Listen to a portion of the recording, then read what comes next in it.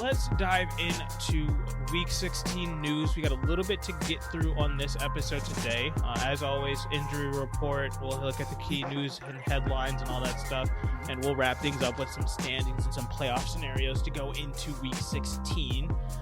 But injury report, let's get that out of the way. Not an insanely long list, but still enough to talk about.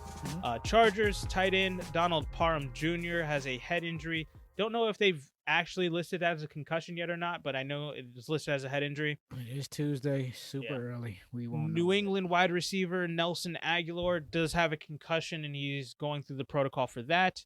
Wow. Carolina kicker Zane Gonzalez got a quad injury in pregame, so he's now, I don't know if they're putting him on IR. I know he's out, and I know it's going to be a little bit of a test to see if they can get a new kicker in there so quickly, but they're hurting right now.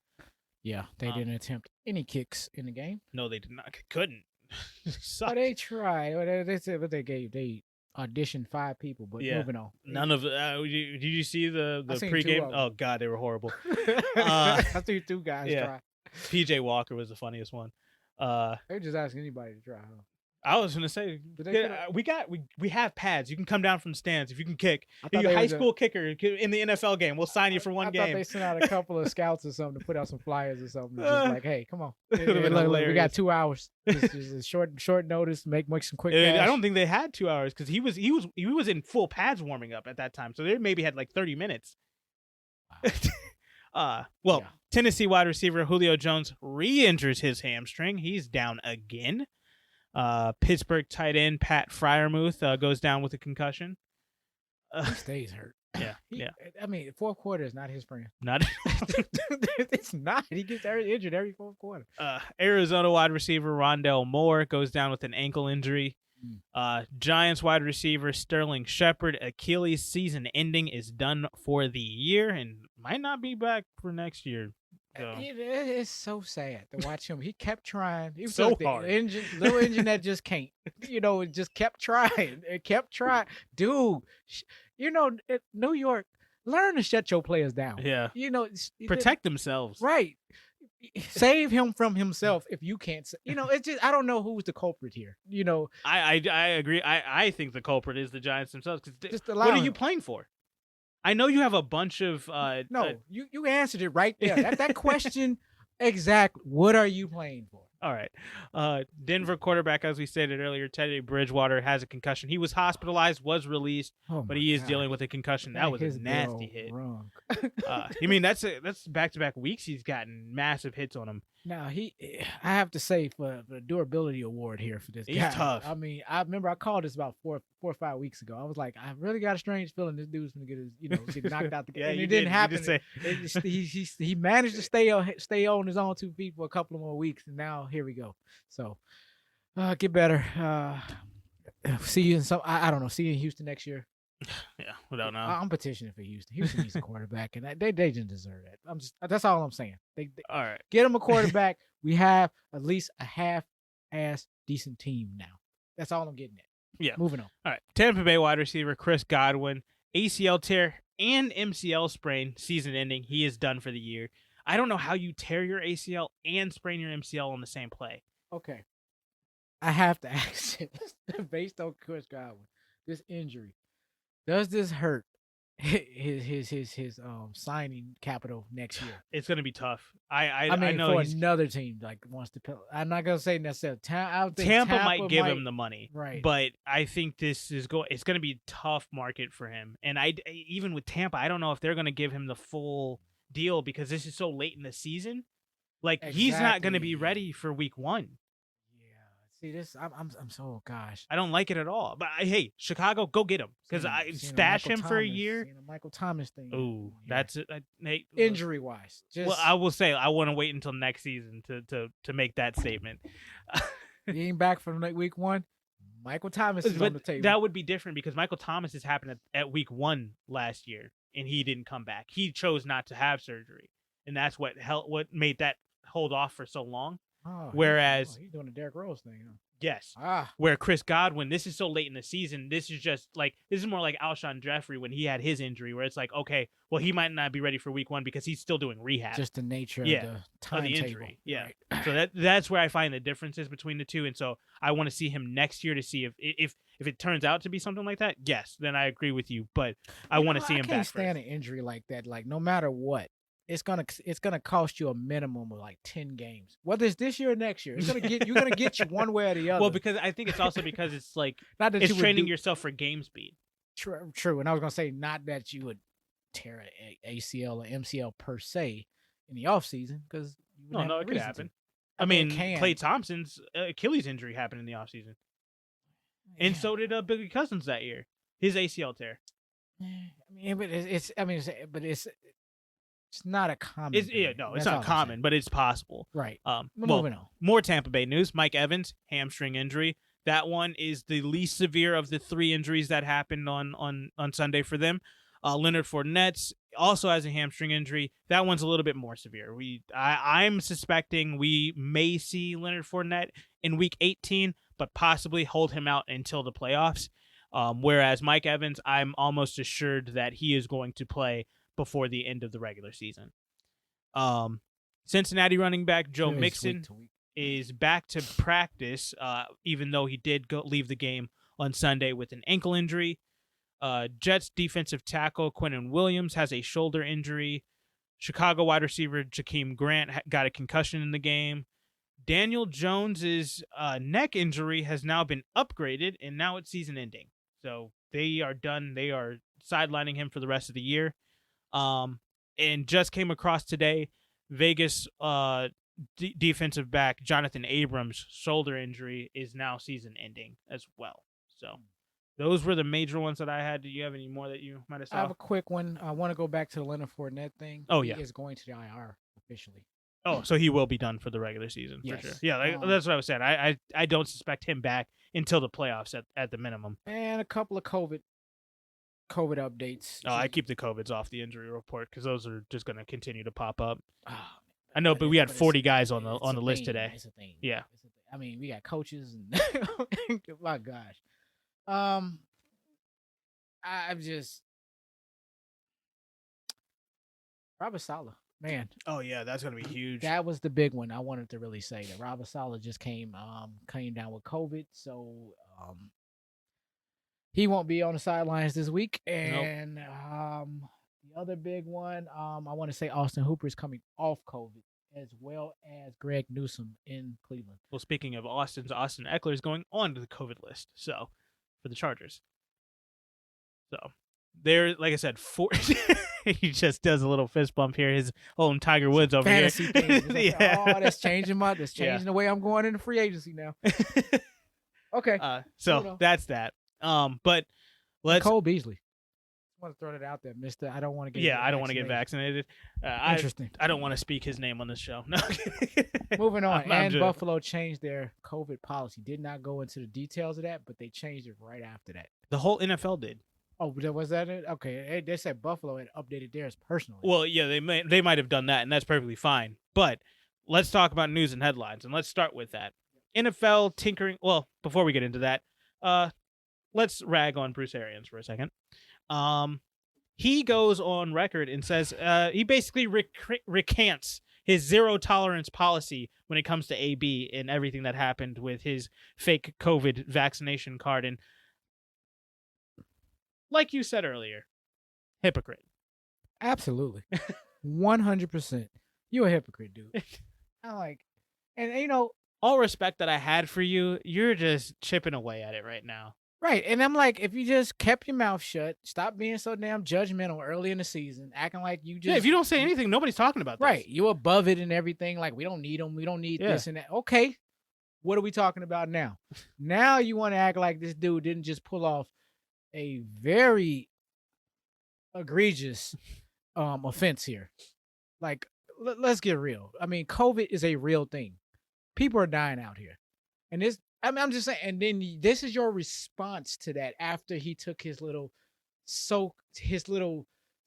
quiet suspension here whatever you want to call it. Because he's eligible to come back this week, isn't he? Yes, and he's coming back. He just had a limited session today.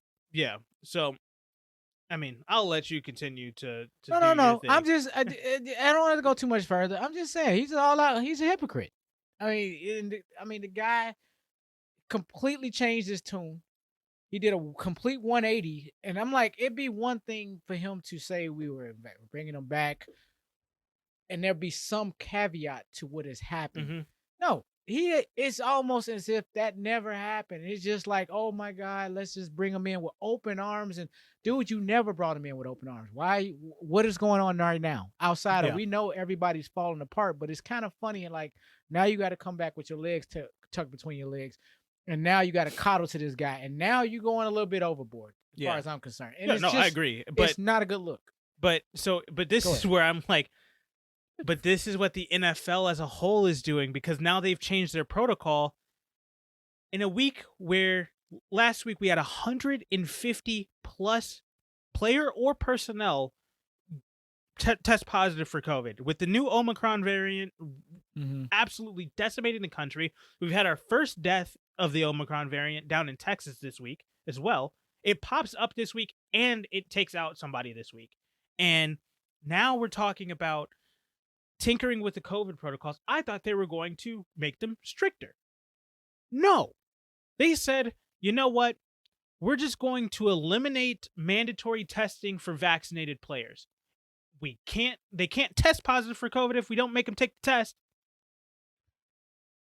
Basically, that's what they say there. Plus, get this. If you're vaccinated, we're just going to work on the honor code that you'll report any symptoms that you have, so that if anything does happen where you do end up testing positive, we test you and boom, your test comes through and either you pass and your test comes back negative and you're good to play, or boom, your test it's positive and now you're going to be quarantined.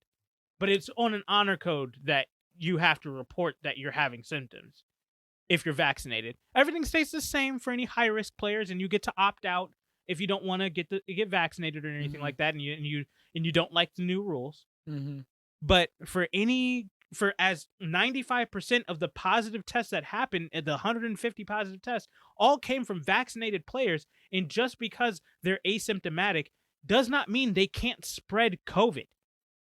I'm tired of the NFL trying to act like just because they're asymptomatic, that's a magic little buzzword saying that no, that means that they're okay and nobody's going to die from it. No, that means that they they have the gene and they are able to pass it. Absolutely. It's a fail-safe buzzword to allow for the protocol to do what it does. And nobody is reprimanding the NFL for this, but I am livid by this. Because we have this, and it comes literally. They turned in this new protocol policy the day of the first person to die of the Omicron variant down in Texas. The same day they said, "Oh yeah, we're going to loosen our rules for vaccinated players because if they don't test positive, they can't test positive if we don't make them take the test." That is not the connection I made with why they changed that rule. Connection I made is they out of bye weeks and they out of options. That's all I got from that. But they're not out of options. They have the Super Bowl rented out for an extra 3 weeks because if they need to postpone games, they can. I don't think they have every ability to make it so that it is everybody has to wear masks. Just go back to last year. Everybody wears masks in the big wig has already got their tickets. They're not trying. They have already made not for the fans. For the players, for the personnel, because this stuff they're testing positive in their own facilities, the facilities away from the stadiums. I'm not talking about the fans. I'm talking about there's fans. There's someone that already some bigwig that already got their tickets in hand or already getting awarded their tickets, and that date is the date. They're not trying to move that date. I understand what you're saying. I get that, but if you're not, because you did what you had to do, you rescheduled the game to Tuesdays. You put another game on Monday. Get that you did everything that you could to make sure that was taken care of. By the way, like we just stated, 40 players tested positive for COVID today, all from positive tests, by the way. So this new protocol does not change the fact that it's still freaking spreading. Exactly. We're just talking about the players. We're not. Yeah, that's not even personnel. The fans or the personnel or the refs. Yeah. Or employees who work in the stadiums, and I work in some of these stadiums. Yeah. And I don't work in them anymore, but I work in some of these stadiums, and I'm telling you, it is baffling. You want to talk about super? Yeah, I'm gonna bring up some stuff we don't talk about it. Super spreader events. All of these, every game you see is a super spreader event, based on how our protocols are set up in across all major sports. Because granted, we need to have the games, and I have a problem because I remember when we didn't have anything. It was rough. It was tough. But we're not gonna have any people walking around this planet if we continue going this way. It's just. I didn't want to get into. I know we're not supposed to be talking about COVID, but COVID is a part of this, and it's going to change everything if we don't get on top of it now. That's what I'm saying. Yeah. Like it's not something that we can just ignore because this is really affecting the world of sports right now. It is, and I feel that the NFL is going the wrong way with this, and what I am deathly afraid of is to see a unvaccinated player in the NFL get COVID, be hospitalized because they think that they're such peak physical specimens. If they get the Omicron variant and it's just this new variant is the one that is actually like detrimental to their immune system, it has some way that it attacks their immune system differently, and they fall ill and, hey, God forbid, pass away. Now everybody in the NFL is going to change their tune because some high-profile person died from it. And it's going to take that for us to do the right thing? I think I'm having deja vu. I think we had this conversation last year. It's almost word for word. I swear we had this conversation. And that's the point. We're right back where we started.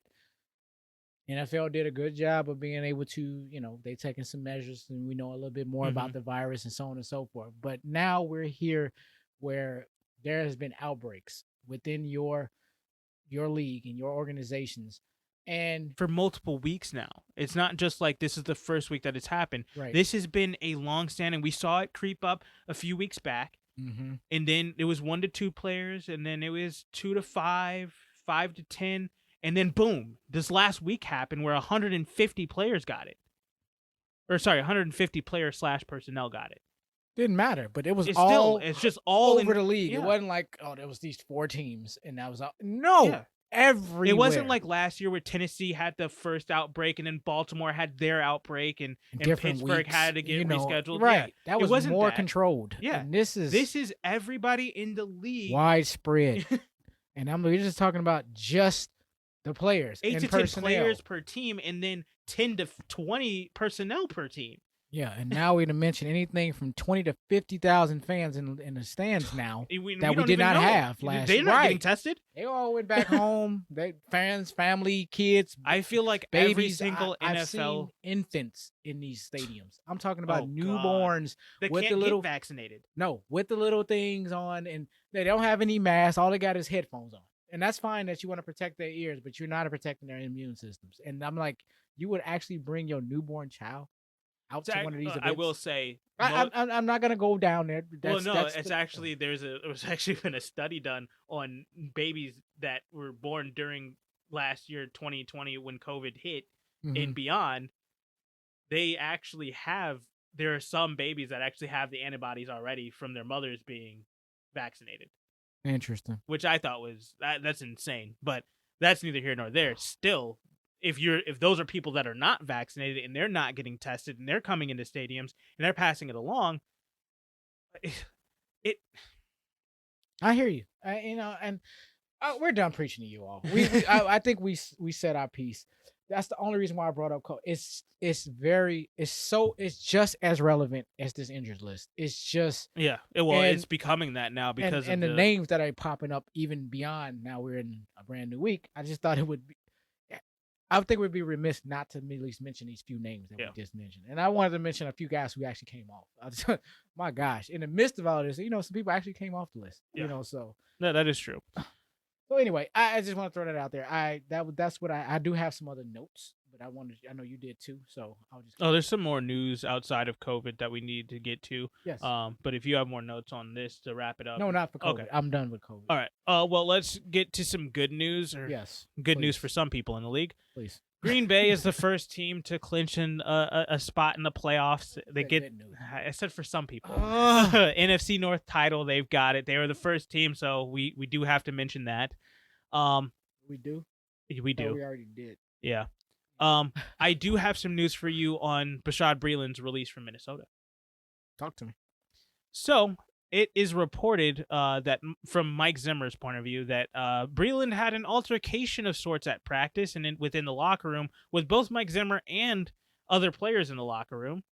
Don't know if this was just verbal altercation or there were fisticuffs. That has not been fully fleshed out or reported, but that is what led to his release. As we stated, something had to happen. Something did happen, and Mike Zimmer confirmed it. There was some sort of altercation that happened, and they were said, "Done. We're out of here. You move on." Can I translate what happened? I got a theory. Go ahead, lay it on me. Conversation went something like this.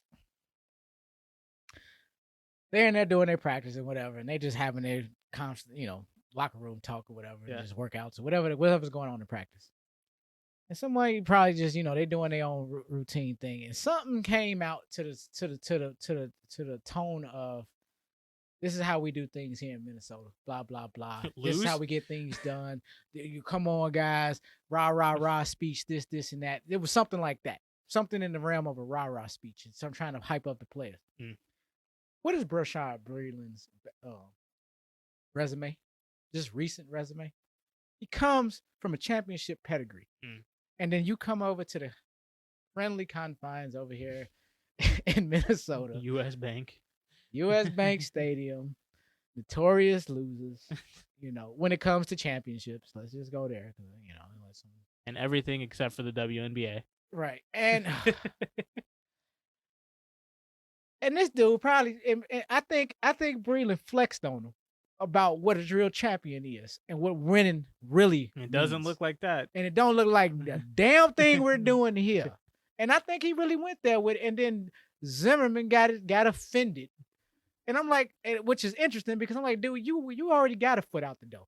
So you're firing this dude. No, he does not have a foot out the door. The GM and the president over there have him by his coat, ready to swing him out the door. They're ready to throw this man out of here. Fair enough. Whatever the case, he is doing everything, holding on to the door frame, trying to stay in. No, okay. If y'all can just imagine like a cartoon, Looney Tune type cartoon type, image, And moving on. But I think it went to something to the nature of that sparked him to have this kind of championship talk and trying to really tell them about what they really not, you know. And Minnesota just didn't like what he had to say. And I'm like, man, if the truth hurts, it just hurt. And now y'all want to get rid of the dude. I think y'all just hurt yourselves more. Hey, Breeland, come on to Chicago, please. I mean, you can come next year if you want. I mean, you can definitely start now, but just to get a tune, get a feel. And get some chemistry with the boys. You can be team captain next year, maybe. Or no, co-captain. If there's going to be a position group captain, I think it should be Jalen Johnson. That dude has been amazing this year. Breeland is a veteran. I know, but I would still think that we give it to Jalen Johnson over Breeland. The best player. He's new. But true. I mean, I guess you could. But that's why I said co. But moving on, it doesn't matter. He needs to come over to Chicago. Yeah. So. But that's just my theory. I think it's something went to the nature of that. I wouldn't be surprised. Now some other. And sure, you just told him off and just walked out. In some other depressing-ish news, one definitely depressing. Former NFL wide receiver Vincent Jackson passed away today from reported chronic alcohol use. Don't know. That's just an alcohol overdose or what that happened today, and why am I having like I don't know if it happened effect? Like I just sworn this happened before, and now the tox report came out. It might have happened before. There was a report on his death today, and it was chronic alcohol use. That's what it was. I was gonna say I could have sworn he already. The news came out today. Yes, I've briefly seen a headline. Yeah, but go ahead. And then also earlier this week, I think it was last Friday, Lawrence Taylor was charged for failing to report new address as he is a registered sex offender. He moved. I think he's in the middle of a divorce. He's been living at a hotel for quite some time right now as the divorce is being finalized. Paperwork's getting done. He lived there for longer than 30 days now.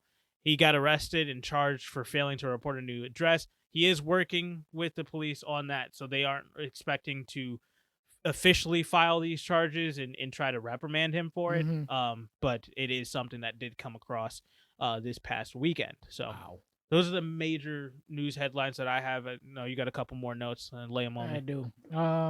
Big signing today. Oh, yeah. Oh, I forgot about that one. Yes, that did happen.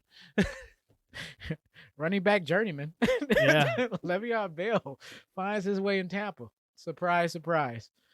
Wow. I'm not sure what to take from this. Tell me that's not a super team over there. I'm getting a LaShawn McCoy vibe here, where I already seen what this man had. I don't think he's going to have an issue with. I think this is going to be different than Kansas City. No. McCoy went over to Tampa Bay. No. I know. I'm just saying with kind of because McCoy kind of like fizzled out in Tampa Bay. I do suspect this to be a little bit different. Didn't he kind of fizzle out in Kansas City? Yes, but it fizzled out for different reasons. He had an issue with the coaching staff. LaShawn McCoy needed to retire. Well, we could say the same thing about Le'Veon Bell, but that different topic for a different day. Go ahead. That's all I'm saying. Those two different scenarios. I do suspect that there is going to be a little bit more of an opportunity for Le'Veon Bell here in Tampa Bay. That's all I'm saying. I get. Well, true. They have nobody right now because we all know they hate Rojo. So. Even though I just picked him up in fantasy. It's funny you did that. Because I did not see the headline where he is named the actual RB1 yet. So exactly. I just found it I picked him up just in case, but then I saw Le'Veon Bell and I was like, oh God. Don't worry. I got him in my what league is that? My Dynasty League. My auction league. Oh, okay. And dropped him and never looked back. We'll I see. thought about looking over my shoulder for a second. I'm like, I'm good. I don't. I got 3 I'll tell guys. you how it goes. I'm not gonna start them anyway. It does. I don't even need them. I'll let you know how it goes. Guys, let me know. Okay, but I do want to say, linebacker Darius Leonard was named AFC Defensive Player of the Week. Oh wow. I mean, he was injured in that game too. I don't know if you saw the play where he got hurt. Oh, he came back. These stats? No, because he early in the game he laid a hit. Like he was going out there just trying to decimate I think guys. I do remember that. And he hurt his shoulder. He leaves. And he's holding his hand, and then I was like, "Oh, dude, is he done for the day?" 2 plays later, he's back in and lays another hit. I was like, "Jesus Christ!" 10 tackles, 8 solos, 1 interception, 1 tackle for a loss, 1 forced fumble. I was going to say, I was pretty sure there's a fumble in there too.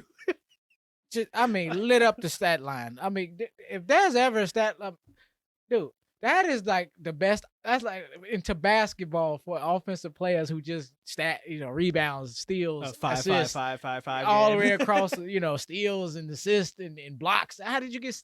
I got 3 blocks, 5 steals, 7 rebounds, 12 assists, all over 22 points. I'm like, dude. But it felt like every single play that New England had, Darius Leonard had something to do with it. That was an incredible game. Incredible. And I'm sure everybody in New England is like, yeah, tell me all about it. And wide receiver, Cooper Kupp. Okay. Yes, breaks the record. Set the single season record with 122 receptions passing Isaac Bruce. And it is not, you can't even attribute this to it being an extended season because he did this in 15 games. He did it before the week 16 mark or the 16 game mark. So he has an opportunity to add 3 more games worth of receptions onto this. And he is second most in touchdowns on his team with 14 all time. Oh, wow. The record is 17. Oh, he's getting that easy. Held by Elroy Hirsch in 1951. Cooper Kupp is that dude. That's all I wanted to say. That's my news and notes. All right. I wanted to give out the awards, not made up awards. These are real NFL those are real awards records that and real records that's being broken. I don't know who Elroy Hirsch is, but I do know who Isaac Bruce was. Yeah. And he was a part of the greatest show on turf. And even before that even started, Isaac Bruce was that dude. And I mean, Cooper, and what you just had said, and he still has another game to play. 3 games to play. Well, 2 for that matter. 2 before he hits the 16 plateau, so we can't even go into the 17 game element, which the records are going to be broken, and there's going to be a new stat line to go, and this is the first year. Cooper Kupp is about to blow it out the water and make it like to the point where ain't never going to get until they add an 18th game. That's what it's going to take for somebody to catch him. Yeah. But moving on. All right. Let's talk about the coaching carousel, because next week, after these games this week, is the official period where organizations can start holding interviews. Okay. So we've clearly got 2 open spots right now, Vegas and Jacksonville. Those guys have already been fired, and they are going to be looking for new head coaches. Chicago, obviously, is front runner to fire their head coach with Matt Nagy. It doesn't seem like there's any saving that, especially after Chicago just got eliminated this past week. And Minnesota, Mike Zimmer, I think even last week, that is going to be a huge catalyst as to why they want to get rid of him. So those are guys that are just those are givens, I think, right now to be moved on from.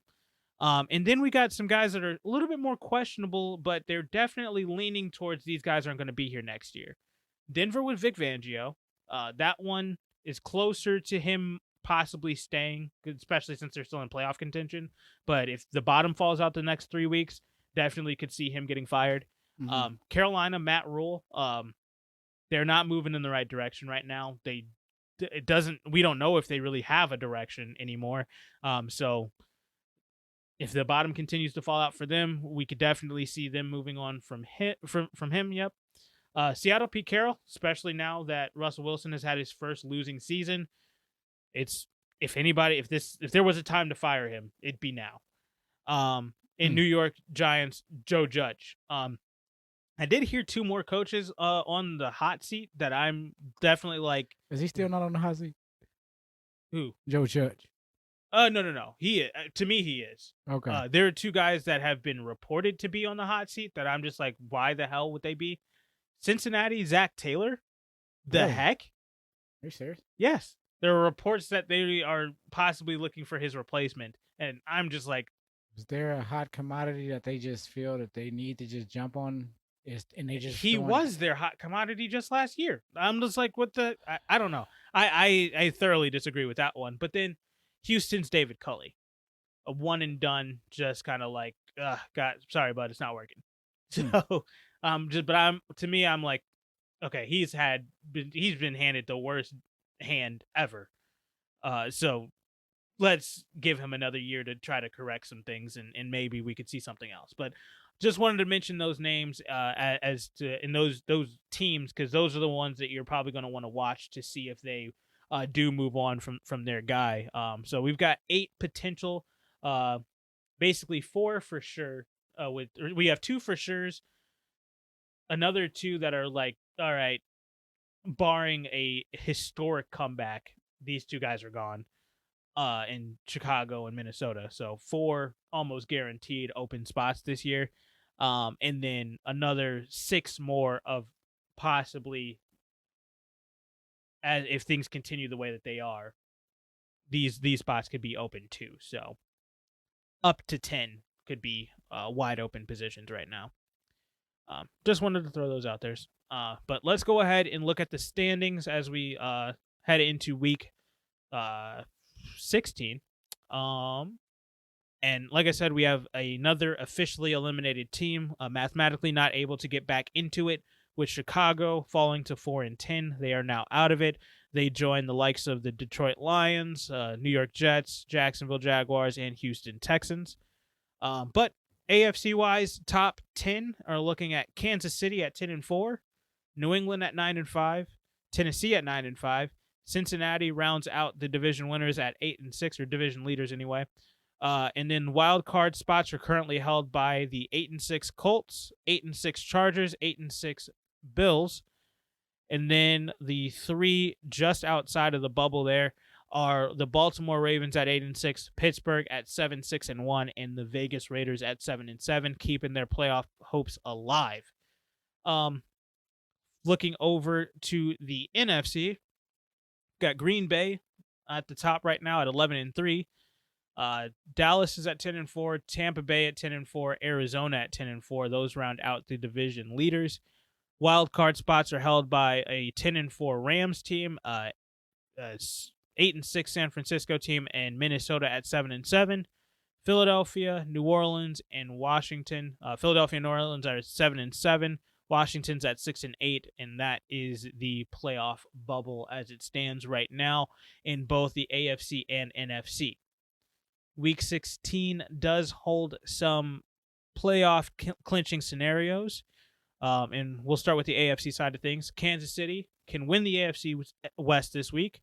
They need a win versus Pittsburgh, and they need the Chargers to lose versus Houston. But they can also just outright clinch a playoff berth this week. If they lose,